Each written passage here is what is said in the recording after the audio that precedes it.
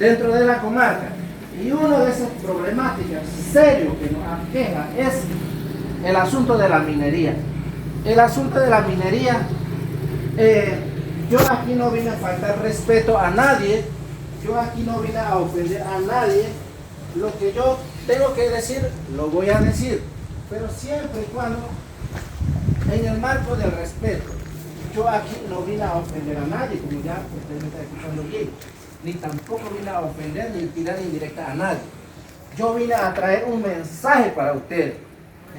Aquí hay un grupo que dice ser que la minería es bueno, que la minería es empleo, que la minería es mano de obra, la minería es desarrollo.